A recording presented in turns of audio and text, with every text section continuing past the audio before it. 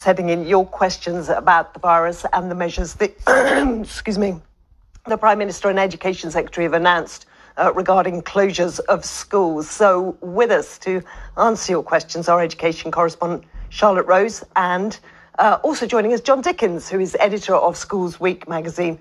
And we're hoping in a moment to speak to June O'Sullivan, who is CEO of the London Early Years Foundation, who run 39 nurseries and preschools across London.